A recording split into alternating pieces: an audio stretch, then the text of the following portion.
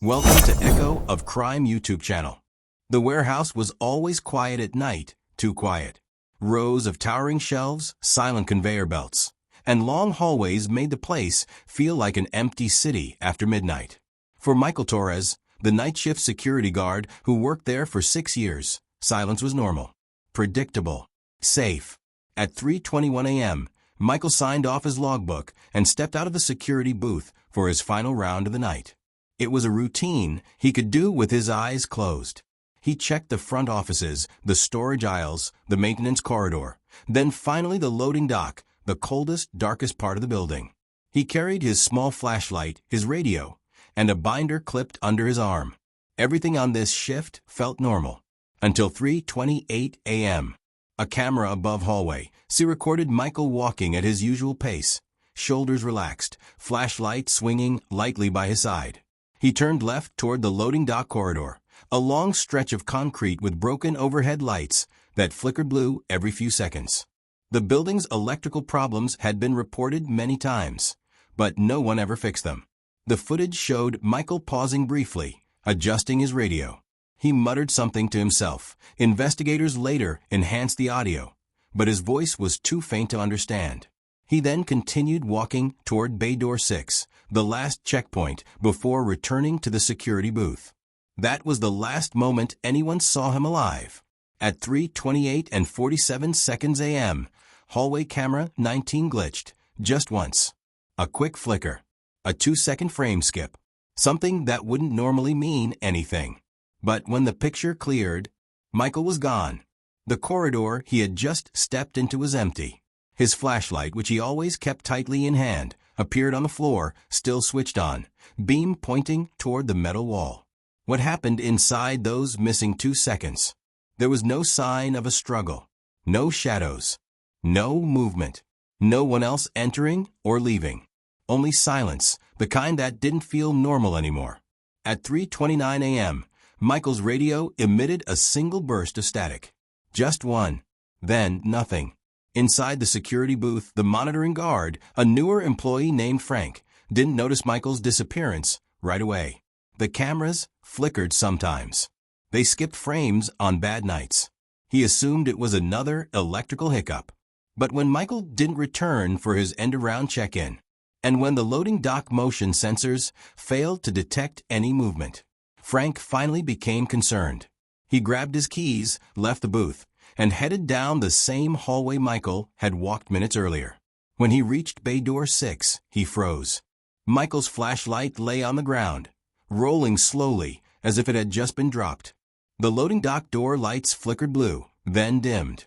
A cold draft rushed in from somewhere, but no door was open. Michael was nowhere to be found. And in a building large enough to hold thousands of crates, one thing became immediately clear. He didn't just walk away. He vanished. Frank stood frozen in the loading dock corridor, staring at the beam of Michael's dropped flashlight. It flickered weakly against the concrete wall, the cold blue glow stretching across the empty floor. He called out once. "Mike." His voice echoed back at him, too loud for a building that should have been silent. No response. No footsteps. No movement. Frank picked up the flashlight. It was still warm, meaning it had been dropped only seconds earlier. He checked the radio on his belt and tried to reach Michael. "Unit 2 to Torres, do you copy?" "Mike? Do you copy?" Only static answered. Frank's stomach tightened. Michael never ignored a radio call. He walked deeper into the loading dock area, his shoes scraping softly across the concrete. The dock doors stood tall, metal, and closed, each secured from the inside, each requiring a key card to open. Nothing looked disturbed. But then Frank noticed something odd. The side emergency exit door, the one no one ever used, was showing a flashing green indicator. That only happened when a door had recently been opened. He walked toward it slowly. The hallway near the door was colder than the rest of the building, like outside air had seeped in. The temperature difference was so sharp that a visible haze formed near the floor. Frank pressed the door's security panel. The screen lit up with a log. Door 16, opened, 3:29 and 6 seconds a.m. Duration, 6 seconds. Secured, 3:29 and 12 seconds a.m. Frank stepped back. He checked the time. It was now 3:35 a.m. Someone or something had opened that door just minutes before. For only 6 seconds. Too short for a normal exit. Too quick for someone to go through willingly. Too controlled to be accidental. He pushed the door open. The hinges groaned loudly. Outside was darkness, an empty shipping yard, surrounded by metal fencing and floodlights that flickered like dying stars. The ground outside the door was dusty and flat. No footprints. No drag marks. No sign that anyone had left. But the cold air rushing into the hallway told him the logs were real. Frank closed the door slowly and backed away. He radioed the supervisor. "Control, we may have a problem down at Base 6. I need assistance." Within minutes, 2 more guards arrived, followed by warehouse management. They reviewed the door logs again and again. The entry was genuine. The system couldn't fake timestamps. The supervisors then asked the same question Frank had been avoiding. "Where is Michael?" They returned to the security office to check the cameras. That's when things got even stranger. Hallway camera 19, the camera that showed the last clear footage of Michael, was glitching. Every time they tried to rewind past 3:28 and 47 seconds a.m., the screen froze and jumped ahead. They called the tech on duty, who tried to reboot the system. The entire camera feed loop crashed. Camera 20, the one facing the emergency door, was even worse. It showed nothing but static for a full 9 minutes during the time Michael vanished. "Electrical interference," the tech said. But no one believed that. One supervisor muttered, "This camera hasn't gone offline in 5 years. Why tonight?" Another guard whispered, "Something's not right here." They continued searching the building, aisles, break rooms, stairwells, empty pallets, but there was nothing. It was like Michael had evaporated. No signs of a struggle. No dropped keys. No torn clothing. No blood. No footprints in the dust. No forced doors. Just a flashlight on the ground. And a door that opened for 6 seconds. By 4:10 a.m., the warehouse was placed under full lockdown. Management called the police. When investigators arrived shortly after, they reviewed the camera logs themselves.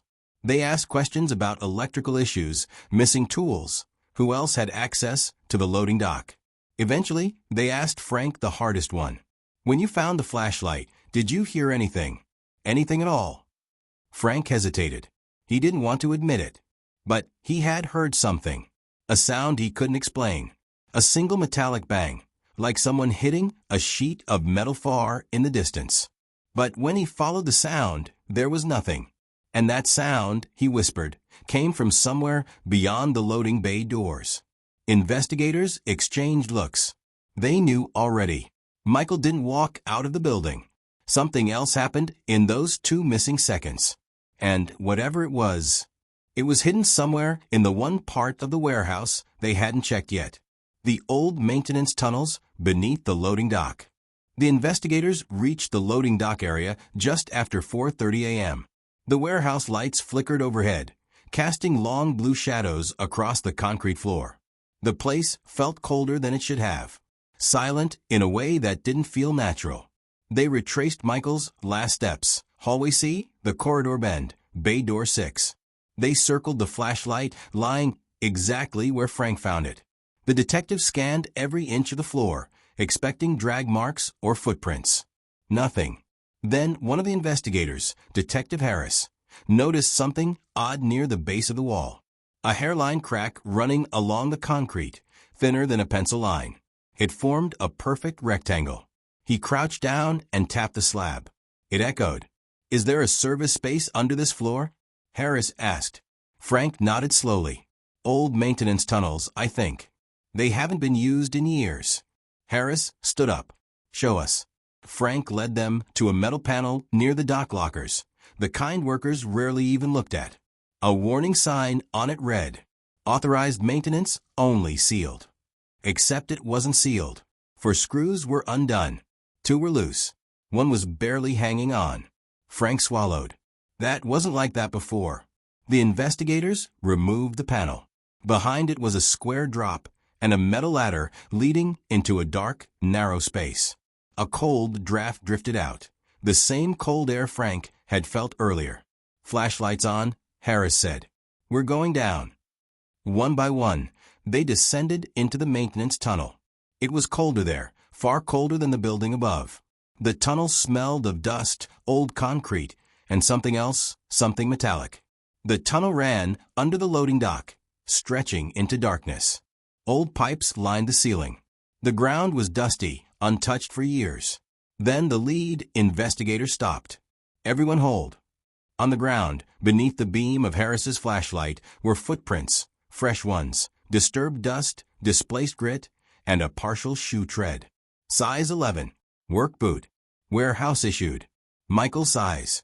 The prints went forward, then suddenly stopped near a metal door that had been sealed shut for over a decade. Harris pushed the door. It didn't open. It didn't even shake. So how did the print stop here? A second investigator inspected the edges of the metal. "It was opened recently," he said quietly. "See these scrape marks? Someone forced it just enough to slip through." Frank's voice trembled. "Michael couldn't have done that. He didn't have tools." "Someone else did," Harris replied.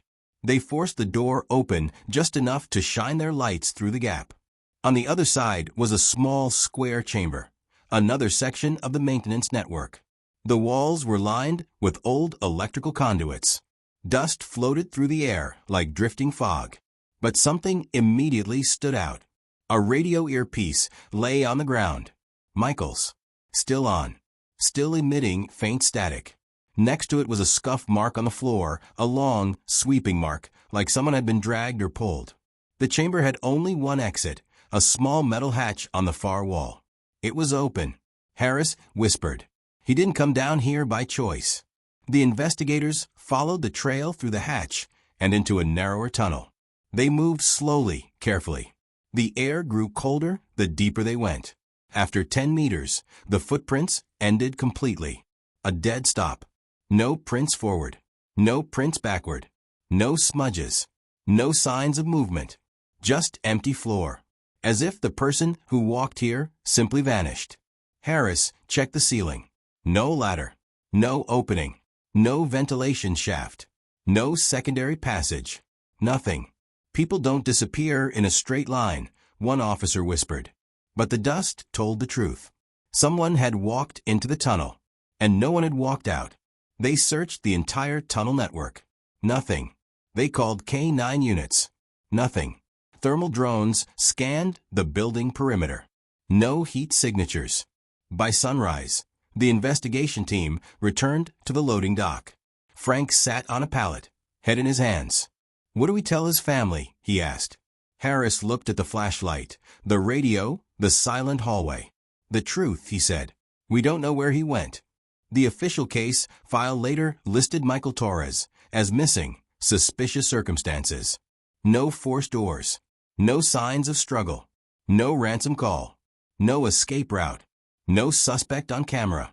Just a security guard walking into a hallway at 3:28 a.m. and disappearing without a sound and without a trace. No camera ever recorded him again, and the tunnels beneath the loading dock were sealed permanently 2 weeks later.